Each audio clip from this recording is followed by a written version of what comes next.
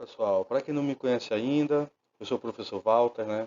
A gente está iniciando aqui mais um estudo de geografia sobre um tema que é muito importante, não só para o Enem, mas para várias profissões, para várias áreas do conhecimento, né? Vale lembrar que os estudos populacionais, eles são de grande importância e que os projetos de planejamento urbano, de desenvolvimento socioeconômico, que envolvem as coletividades, eles dependem muito de estimativas populacionais.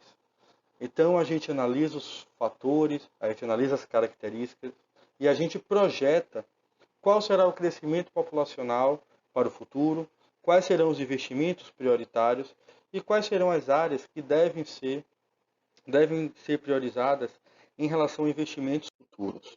Um bom exemplo é que toda atividade humana ela depende do acesso à água, né? Mas quando a gente fala sobre acesso à água, não é só ter água potável em casa, é ter também o tratamento posterior das águas servidas. E a gente vê exemplos de planejamentos a longo prazo de estações de tratamento de águas de esgoto, tá certo? Como, por exemplo, na década de 50, já começou-se a pensar na rede de tratamento de águas de esgoto para populações de 30 ou 40 anos adiante, tá certo? É um exemplo de como esse planejamento ele é essencial, certo? Por consequência, a falta de planejamento ou a falta de conhecimento do crescimento populacional, ela pode levar a consequências até catastróficas. Como exemplo, a ocupação desordenada de áreas urbanas com pouca ou nenhuma infraestrutura. A exemplo, aqui a gente vai ver ocupações muito precárias, sem o mínimo de condição. Provavelmente essa região não tem oferta de água. Nessa área aqui a gente vai ver, por exemplo, que não tem oferta de rede de tratamento e coleta de esgoto. E consequência também do rápido crescimento populacional impactando no meio urbano, a gente vai ter enchentes recorrentes, uma grande geração de resíduos sólidos e resíduos de águas servidas que acabam por poluir o meio ambiente e impactar a saúde das pessoas. Vale lembrar que os estudos populacionais eles trabalham com projeções, né? Elas são elaboradas através de estudos a longo prazo e elas são elaboradas de maneira consciente. O que é que isso quer dizer? A gente analisa os aspectos, a gente analisa as características e a gente vê como ambos influenciam no comportamento demográfico de um determinado lugar. E é claro que isso a um determinado prazo. Pode ser de 10, 20, 30 ou até 50 anos. Para iniciar o estudo de população, é essencial que a gente tenha um conhecimento básico das principais teorias populacionais. Existem várias teorias populacionais. Com certeza vocês já ouviram falar muito na teoria de Malthus, né? O Malthus ele foi importante porque ele foi o primeiro a teorizar e a falar sobre as consequências do rápido crescimento populacional para a economia. Ou seja, ele analisa os impactos do crescimento populacional na economia de determinado local. E ele faz no seu ensaio sobre a população. As guerras, desastres naturais e epidemias são um meio de controle do crescimento desordenado da população. Ou seja, a mortalidade é um contraponto ao rápido crescimento populacional. Na falta de um desses recursos, ou melhor, de um desses eventos, a população tenderia a duplicar no período de 25 anos. E ele continua os seus estudos baseando-se na matemática. Vale lembrar que Malthus era um economista, então ele é muito baseado em números. E ele diz assim, o crescimento populacional ele seria na ordem do APG, ou seja, é multiplicado. Isso ocorre sem parar, porque a família tem vários filhos e não há o planejamento adequado desse filho, desse número de filhos. E, consequentemente, ele fala, a oferta de alimentos tem um limiar de crescimento. Esse limiar, esse limite de crescimento é uma PA, ou seja, 2 mais 2. Então eu vou ter uma diferença muito grande na velocidade de crescimento da população quando comparamos isso com a velocidade da oferta de alimentos. Vale lembrar que todos os estudos populacionais eles estão sujeitos a fatores sociais, econômicos, históricos, valores familiares e principalmente valores religiosos.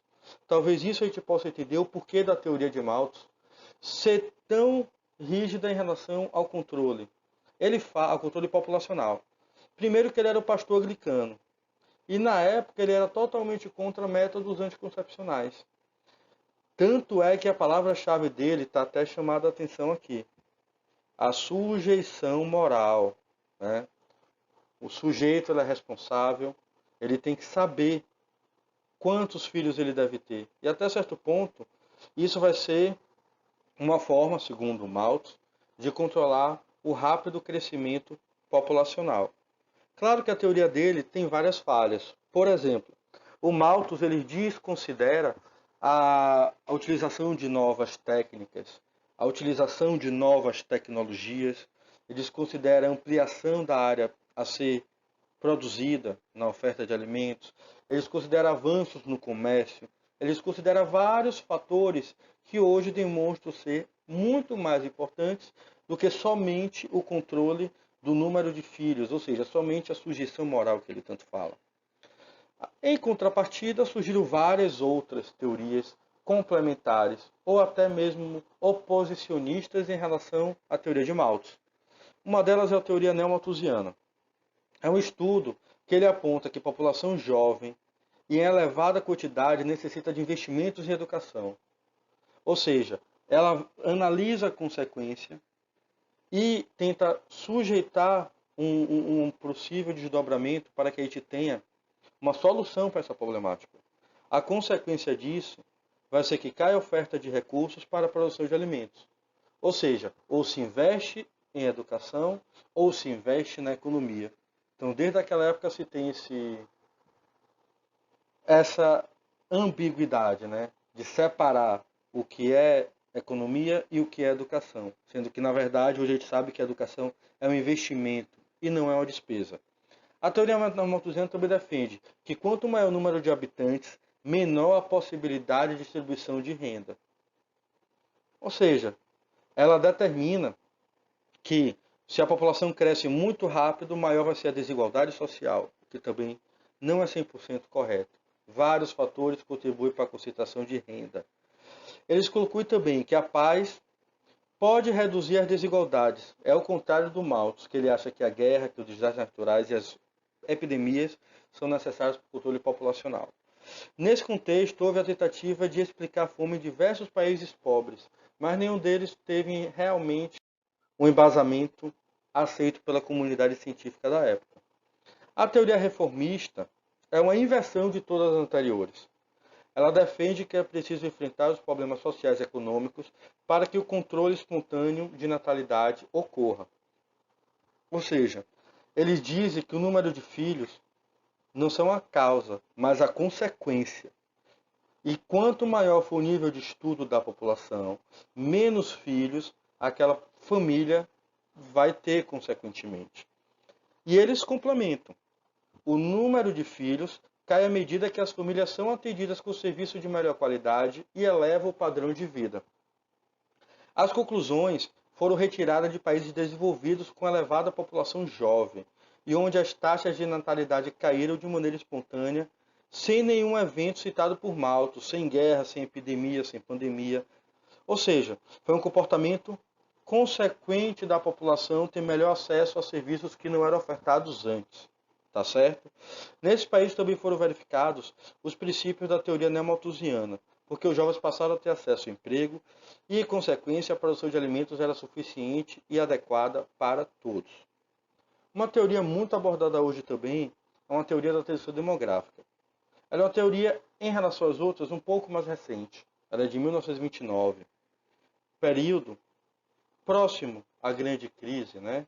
O mundo estava se recuperando da grande crise, da grande depressão.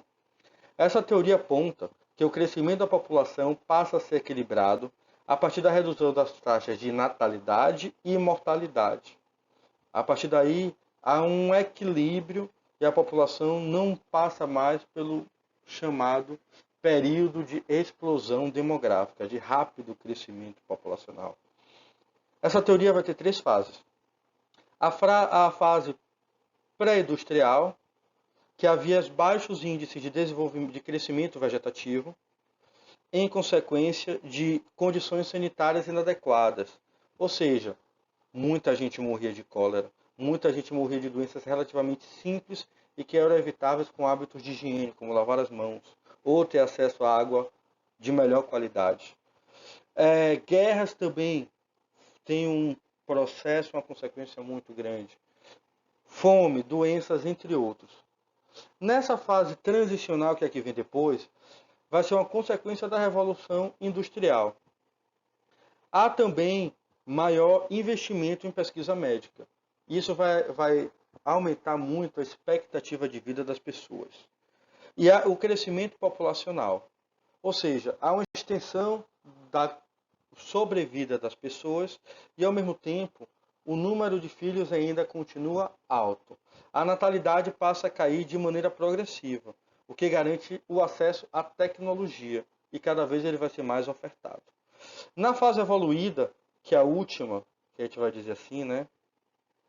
O equilíbrio demográfico ele ocorre com baixas taxas de natalidade, ou seja, as famílias passam a ter menos filhos, e a taxa de mortalidade também cai.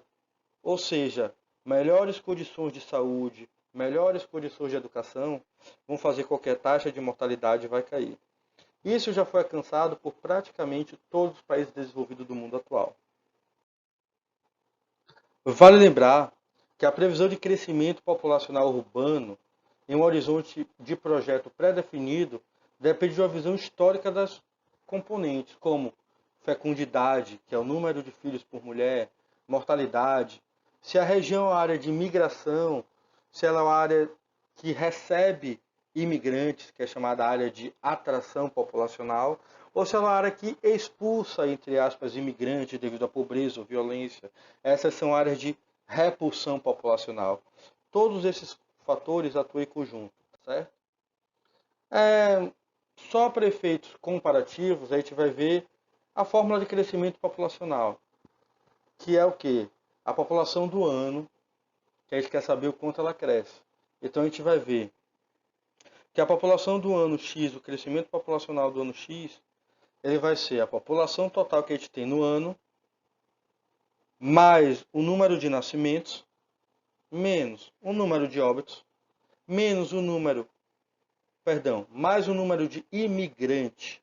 Imigrante é aquele que entra, menos o número de emigrante, que é aquele que sai. Com essa continha simples, a gente sabe qual é o crescimento populacional de determinada região em determinado ano. Muita gente se perde nisso aqui, ó. Imigrante é aquele que, eu não estou conseguindo escrever, mas é aquele que entra. É difícil, mas é aquele que entra. Emigrante é aquele que sai. Então, se ele sai, a gente usa o termo chamado déficit populacional. Se ele entra, a gente usa um termo chamado ganho populacional. Geralmente, quem migra, né, quem vai em busca de emprego, vai em busca de renda, vai em busca de uma melhor condição de vida. Então, geralmente, a população adulta é chamada de PEA, população economicamente ativa. Embora alguns países europeus, como Portugal, aceitem idosos que têm uma aposentadoria acima de determinado limite, né? Estabelece um piso. Aí um brasileiro que tem a sua renda através da aposentadoria, ele pode morar e ele aceita em Portugal, ele consegue até o visto permanente em Portugal. Mas desde que tenha seu sustento. Mortalidade infantil, ela é um dos principais flagelos que a gente pode ter no estudo populacional, né? Então, analisando esses dados, que o Enem gosta muito de botar gráficos desse tipo, é muito importante a gente analisar a mortalidade infantil e a taxa de fecundidade, que é o número de filhos por mulher, certo? Então, bora analisar esse dado aqui de 2005, tá? A mortalidade infantil por 1.000 nascidos vivos, quer dizer, de cada 1.000 pessoas cada 1.000 crianças que nasceram vivas na África, 88 vieram a falecer, né? Nas regiões mais desenvolvidas do mundo, de cada 1.000 nascidos vivos, só 6 vieram a falecer. Na Ásia, de cada 1.000 nascidos vivos, só 51 vieram a falecer. Na América Latina e Caribe, de cada 1.000 nascidos vivos, somente 27 vieram a falecer. Então a gente vê que o número africano ainda é muito acima da média dos demais continentes, por se dizer assim, demais blocos de países, né? Outro fator importante é isso aqui, ó. Ainda existe um número muito alto de filhos por mulher no continente africano, por exemplo. Em 2005, a média era 5,1 filhos por mulher. Já nos países desenvolvidos, 1,6. Então a diferença é muito grande. Ásia e América Latina estão na transição entre um número alto e um número relativamente baixo. Lembrando que esse número baixo também é negativo.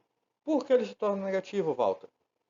Porque eu vou ter um envelhecimento da população e como eu não tenho um número muito grande de filhos por mulher, essa mão de obra que vai se aposentando, que vai envelhecendo, ou que vai ficando à margem do processo de empregabilidade, ela não vai ter reposição. E a gente não ter reposição de mão de obra quer dizer que a economia vai reduzindo, porque eu não consigo mais produzir o que eu produzia antes. A mortalidade, né? Isso aqui é uma característica interessante. Como é que vai ser o Brasil em 2050? O Brasil hoje, 50% da população brasileira é de mulheres, tá certo? E 49% da população brasileira é do sexo masculino. Quando a gente analisar um dado desse em relação à mortalidade, uma coisa vai chamar a atenção. Essa distribuição da população, ela vai estar ligada a um envelhecimento cada vez maior da população. O envelhecimento cada vez maior da população demanda vários investimentos em saúde do idoso, em ocupação mental para esse idoso e, principalmente, na questão da saúde, porque há um grande investimento nessa área, já que eu vou ter muito idoso. Quem ainda não está familiarizado, isso aqui é uma pirâmide etária, tá? Eu peguei um exemplo de 1980, do Brasil. Naturalmente, no mundo todo, há o equilíbrio entre homens e mulheres. É um fenômeno natural, né? Ao longo do tempo, a gente vai ver que há uma desproporção entre homens e mulheres. O homem ele tem uma expectativa de vida menor, ou seja, o homem vive menos. Isso ligado a vários e vários fenômenos, como por exemplo, os homens se envolvem mais em acidentes de trânsito, os homens praticam menos exercício, os homens geralmente são mais obesos, os homens geralmente fumam, os homens geralmente bebem.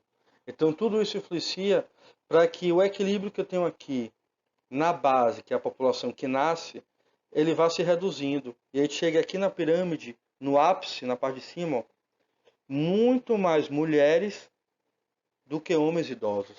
A gente vê isso claramente, que ela vai se tornando afunilada e os homens vão se perdendo pelo meio do caminho, entre aspas, tá? Ó, países menos desenvolvidos, eles vão ter a base larga e o ápice estreito. É como se fosse uma pirâmide mesmo. No processo de transição demográfica, isso muda um pouquinho. Eu passo a ter uma barriguinha, ou seja, a população está envelhecendo. E em países mais desenvolvidos, eu passo a ter essa parte maior, tá certo?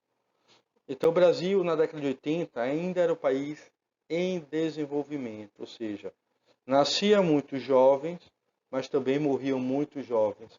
Lembre do que eu falei da mortalidade infantil, ok? Aí é o processo de transição, certo? Esse processo de transição a gente vê que eu já começo a formar a barriguinha, que são os jovens, a população economicamente ativa. Aqui é o Brasil, em 2000, 20 anos depois daquela primeira.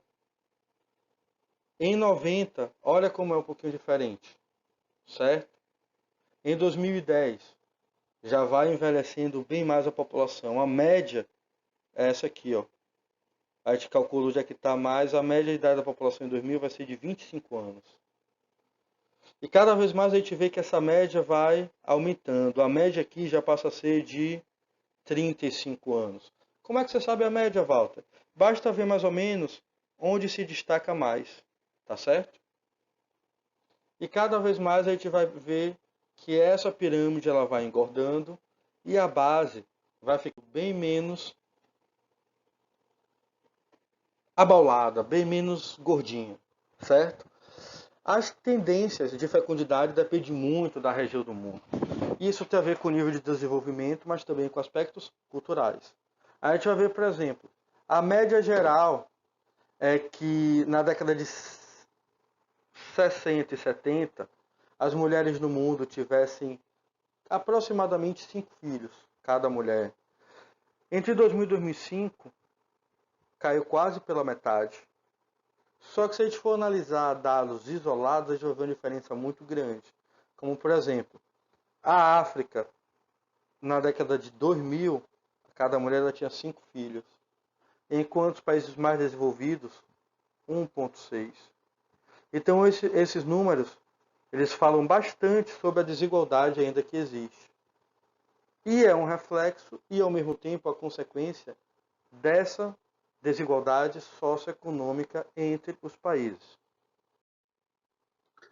O crescimento populacional ele é muito interessante porque esse gráfico demonstra como foi o crescimento populacional. Né? Até a população mundial chegar a 1 milhão, demandou muito tempo. Né? Aqui é a época que chama de praga negra, né? A peste. E olha aqui a consequência dela na pirâmide do crescimento, no gráfico de crescimento populacional. Mas olha como esse crescimento é rápido, em pouco tempo. De 1800, que é praticamente aqui esse dado, para a previsão em 2100, a gente não tem um crescimento dessa maneira. A gente tem um crescimento literalmente geométrico, né? Muito rápido. Então isso vai ter uma consequência muito grande para a economia mundial. Se a gente for analisar esse gráfico, a gente vai ver a mesma coisa, só que de uma maneira diferente. Ao longo do período de um pouco mais de 50 anos. Houve uma estabilidade em determinado período até um decréscimo da população mundial. Me questionaram quais vão ser as consequências da Covid para esse crescimento populacional do mundo em geral. Aí é uma incógnita, tá? Mas com certeza a gente vai ter um período de recuperação econômica. E é histórico que em período de recuperação econômica as pessoas pensem algumas vezes de ter filhos. E a gente viu isso na Grande Depressão, a gente viu isso em outros momentos históricos, tá certo? O crescimento populacional dos países mais desenvolvidos e dos países menos desenvolvidos. Vale lembrar que esse crescimento ele está diretamente relacionado com o acesso a serviços como saúde e educação de qualidade. As projeções para 2050. Os países africanos e do Oriente Médio, a gente percebe que o crescimento populacional ainda é muito grande. Os países da América Latina e Estados Unidos vão ter uma redução muito grande no crescimento populacional. E em muitos casos, menor que 1 quer dizer que a população vai diminuir. E a gente vai ver isso em alguns países da Europa, a Rússia, o Japão e até, por incrível que pareça, projeções até negativas para alguns países africanos, como vocês podem ver aqui. Mas eles perguntam, por que países africanos? As condições de vida abaixo da linha de pobreza, elas também contribuem muito para a redução populacional. Certo? A taxa de natalidade ao longo do tempo global, ou seja, do mundo, ela está se reduzindo. A gente vê esse dado da década de 50 comparando com o ano de 2000, certo? A gente vai ver que o crescimento ele vem ocorrendo e ele vem ocorrendo junto com o crescimento, com a diminuição dos nascimentos e a diminuição também do número de mortes. Claro que 2019, quando começa a pandemia lá em Wuhan, isso tudo aqui vai mudar. Daqui a uns anos a gente vai ver uma geografia de um modo diferente, tá? As mulheres em idade reprodutiva e a porcentagem de filhos por mulher. A gente vai ver essa queda, né? Economicamente ativa a mulher e sexualmente ativa, ela é considerada entre 15 e 49 anos, certo? Então a gente vai ver cada vez uma redução disso, do número de do número de filhos por mulher, certo? Se a gente for analisar o dado que é importante, a expectativa de vida por região do mundo. No mundo em geral, a gente vai ver que em 2000 a expectativa de vida no mundo era de 65 anos. E em 2050, a previsão é que seja 75 anos, a gente vai viver mais. A questão é, será que vai viver melhor? E a gente vai ver que ao longo de todas as regiões do mundo, a gente vai ter esse aumento da expectativa de vida. Infelizmente, os países africanos são os que sofrem com menor expectativa de vida e as projeções até 2050 indicam isso, infelizmente. A América Latina, uma situação intermediária, né? Acima da média mundial, mas abaixo da média dos países desenvolvidos, ok? Outra coisa muito importante, outro fator muito importante, é um fenômeno da mudança da população para as cidades. Há uma tendência natural, depois do surgimento da indústria, que as populações elas se concentrem no meio urbano, devido às várias coisas, entre as quais o aumento da atividade industrial, e essa atividade industrial ela reflete diretamente no comércio. Então, a atividade industrial está diretamente relacionada com o comércio. Então, a gente vai ter cada vez mais a concentração da população nas cidades. Isso aqui é o percentual de pessoas que vivem em áreas urbanas. Então, bora ver o dado. Ó. 1950, no mundo, de cada 100 pessoas, 53 moravam em cidades. 2000, no mundo, de cada 100 pessoas, 74 moravam em cidades. Em 2030, a gente vai ver que 82 pessoas de cada 100 vão morar em cidades. Países da América Latina, olha esse dado que interessante, do Caribe, vão estar com índice superior ao índice de regiões desenvolvidas. Por que isso acontece? É um fenômeno chamado inchaço urbano. Por que esse inchaço urbano? A população que mora em áreas rurais, ela não vai ter como competir com o agronegócio, por exemplo. E as máquinas, entre aspas, irão tomar o campo. Não vai ter emprego. E essa mão de obra desqualificada da América Central e do Caribe, que infelizmente teve pouco acesso ao estudo, ela vai para a cidade em busca de emprego ou subemprego. Tá certo? Um dado interessante. Os 25 municípios mais populosos do Brasil. Certo? Esse dado é o dado mais recente, é a projeção de 2014, tá? E não tem grandes novidades em relação aos demais. São Paulo ainda é o maior centro urbano em população do nosso território nacional, acompanhado de Rio de Janeiro, Salvador, Brasília. Para a gente, interessa aqui, ó, São Luís é a 15ª cidade em população, tá certo? Esse dado, hoje a população estimada é 1.200.000 habitantes, certo? Estimada porque não foi feito censo, que era para ser feito em 2020, devido à pandemia. Mas chama atenção para uma coisa. A nossa capital, ela está atrás, por exemplo, de Guarulhos e Campinas, que são cidades do interior de São Paulo. Apesar de serem importantes, são cidades do interior. E está com esse dado aqui praticamente empatada com São Gonçalo, que é um município do Rio de Janeiro. Então a gente tem uma grande disparidade também dentro do próprio país. Existem capitais que são muito menores do que outras cidades do interior de São Paulo, do Rio, por exemplo.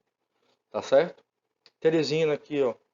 Teresina é uma população muito menor do que essas cidades que não são capital, como Duque de Caxias, como São Gonçalo, tá certo? As maiores cidades do planeta. A gente vai ver que esse fenômeno vai estar ligado não só ao crescimento populacional. Quando a gente pensa em crescimento da cidade, a gente tem que pensar também na migração. De cada 3 pessoas no mundo, pelo menos 2 vão migrar em algum momento da vida. Essa migração pode ser permanente ou essa migração pode ser temporária, mas é um dado relevante. De cada 3, 2 pessoas migrarem em um momento da vida demonstra que a mobilidade no planeta, na sociedade atual, ela é muito grande. Mas bora ver esse dado aqui. Na década de 50 do século passado, as maiores cidades tinham em torno de aproximadamente 12 milhões. 65 anos depois, a gente vai ver que a maior cidade tem quase 40 e as 2 maiores têm mais de 20 milhões de pessoas. Então, um crescimento, um inchaço muito grande. E claro que tem consequências intensas, econômicas, sociais, ambientais, para essas localidades. Nesse slide aqui específico, a gente vai ver a distribuição etária da população por idade e sexo, tá? Para o ano de 2005. A gente vai ver que os países menos desenvolvidos, certo? Eles vão ter sempre a base larga, ou seja, muitos jovens nascendo, mas esses jovens, eles não envelhecem. O termo pirâmide tem justamente a ver por isso. Quando se iniciaram os estudos populacionais, quase todas as populações do mundo eram desse jeito. Nascia muita gente, mas morria também muita gente. E principalmente envelheciam poucos, tá? Ele, para facilitar, ele coloca aqui idade 80, 70, 0 a 4. Então, se essa população não envelhece, é porque a expectativa de vida também é baixa. E aí a gente pode pressupor que o acesso à educação e saúde também é muito reduzido, tá certo? Já em regiões mais desenvolvidas, a gente vai ver que ela vai estreitando, mas a parte mais larga é essa aqui. Então, toda vez que a gente puder comparar, a gente vai ver que a população ela tem esse comportamento. E isso influencia, ou talvez seja a consequência, depende do ponto de vista de quem está analisando, no comportamento do número de filhos da população em geral. Vale lembrar que o recorte geográfico ele é muito importante, né? O que é esse recorte geográfico? É o tamanho da área que eu quero estudar. Então, a proposição escolha de pequeno cenário de projeção, geograficamente falando, ele é muito importante. Tem um termo novo, mas que é importante também, chamado densidade demográfica de saturação. Tem um ditado que é muito comum, que onde come um, come 10.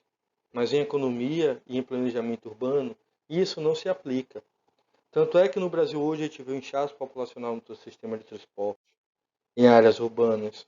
Aí só para ter uma ideia de como é essa projeção, se faz assim, ó. Áreas residenciais, aí ele fala assim, a residência de uma família. Então a média de tamanho tem que ser esse. E aí, áreas multifamiliares. Uma área multifamiliar, aqui seria uma casa para uma família só. E uma área multifamiliar, por exemplo, um conjunto de apartamentos.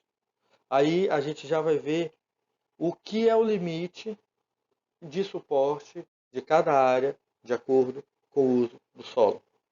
E aí faz esse estudo, claro que depende muito da região, e ele diz quantos habitantes pode ter no máximo em determinada área, de acordo com o tamanho do lote, de acordo com a característica do prédio, de acordo com vários fatores. E, claro que tudo isso influencia na ocupação da área. No caso, a gente usou como exemplo aqui a bacia hidrográfica. O cenário de crescimento, se ele é horizontal, se ele é o crescimento horizontal, se ele é o crescimento vertical, ou seja, se ele é o crescimento através de prédios ou se ele é o crescimento através de casas. E aí a gente sabe a área de saturação, o quanto aquela região ainda aguenta de população. E vale lembrar que isso aqui é tudo planejamento a longo prazo, certo? O ritmo de crescimento populacional ele vai ser determinado por vários fatores. Não esquecer que um desses fatores é a migração, ok? Eu acho que antes da pandemia a gente não era tão acostumado a ver gráficos, né? Mas não é a teoria do Malthus, mas mais ou menos a ideia do Malthus, né? Aqui mostra o crescimento populacional relativamente pequeno. É um crescimento em uma curva ascendente. Pode haver crescimento em curva descendente? Pode. Desde que haja, por exemplo, a pandemia, uma guerra, um fluxo muito grande de pessoas saindo de determinado local, tá certo? Aqui a gente vai ter outro crescimento. Vale lembrar que as taxas de crescimento são diferentes. Taxas de crescimento diferentes, nesse caso aqui é uma progressão aritmética, ela é muito mais lenta do que o crescimento anterior, que é uma progressão geométrica. Essa taxa de crescimento vai dizer o quanto a gente tem que investir em determinado local. Então é essencial, quando a gente for estudar a população, não só saber a teoria, mas saber a consequência que vai ser do crescimento populacional para aquela determinada região. Espero que todos vocês tenham entendido. Qualquer coisa, estou à disposição. Um abraço para todos, bons estudos. Com fé Deus, tudo isso vai passar. E fiquem em casa.